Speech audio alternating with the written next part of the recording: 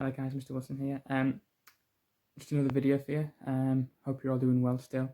Hope you're all keeping safe, keeping out your family's hair, doing your work, being good children.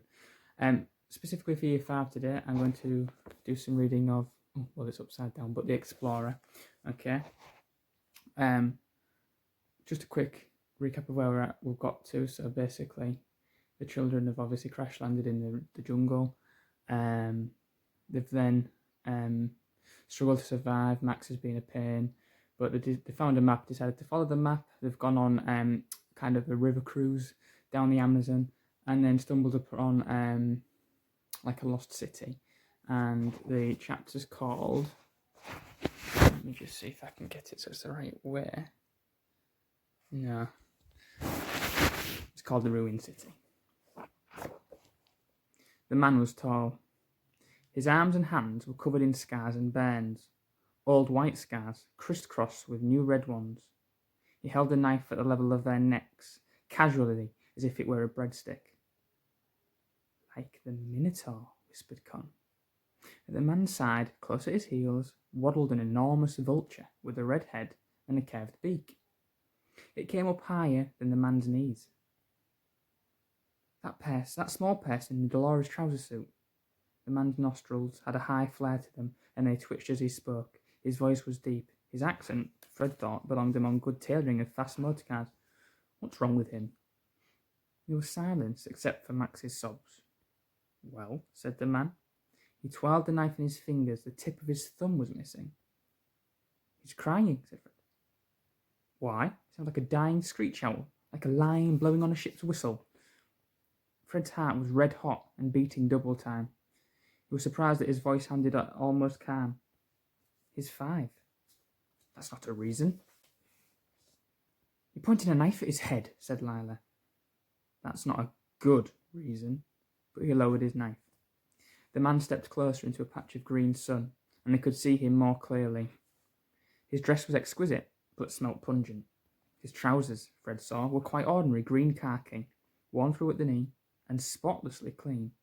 But that, along with the white shirt torn off at the elbow and patched with coconut fibre, was the only thing about him that was normal. His shoes were made from what looked like alligator skin, with very thin vines for shoelaces. A jacket, sewn neatly from the black furs, hung over his shoulders. The buttons were caiman teeth. He wore leather cuffs on each wrist and a signet ring on his little finger. From a distance, he might have been on his way to a country house party. Up close, he looked as though he had reconstructed a prime minister from once living things. Con swallowed, and she spoke in a whisper. Is it just me? Or does he look like the kind of person who definitely who won't definitely not kill you? Her eyes were stretched open, and her skin was taut over the bones in her face. Fred's entire body had gone rigid, spine and shoulders and knees frozen, but he managed to nod his head half a centimetre. He spoke out the corner of his mouth. Not just you. The man took another step towards them. His right leg swung slightly out to the side as he moved. Fred noticed for the first time that his right foot was strapped with 3 slim, highly polished pieces of wood. Despite the limp and the scars and the stubble, the animal Fred thought of was a panther. Something with strong jaws and sharp manners. Who are you? Said the man. None of the children answered. They looked at each other. Nobody wanted to speak first. How did he get here? Asked the man impatiently.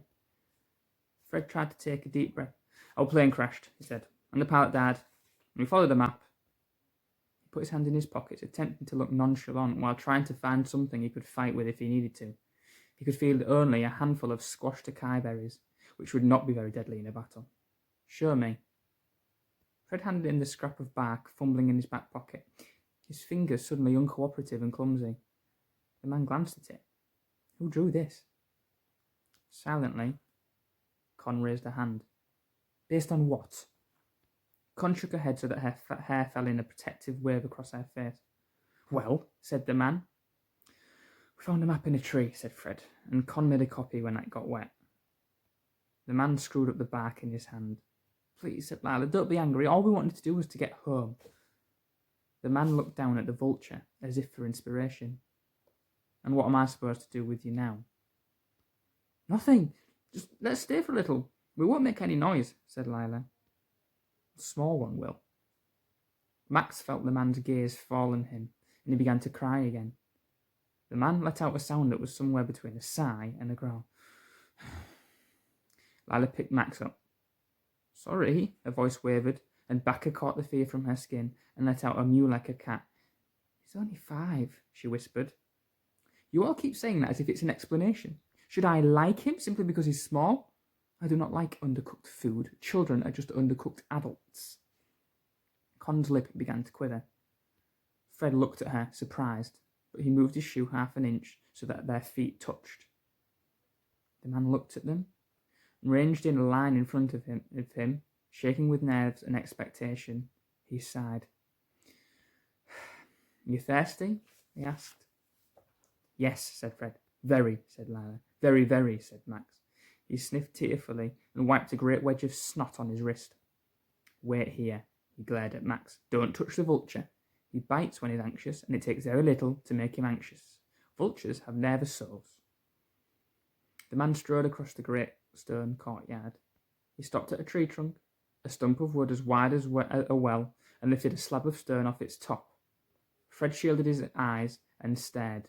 The tree trunk had been hollowed out and was full of water. The man dipped a large green ball into the water and stomped back to them. Here. He thrust the ball at Fred, and the ring on his finger wasn't gold, Fred saw. It was bone, coated in flakes of iridescent snake scales.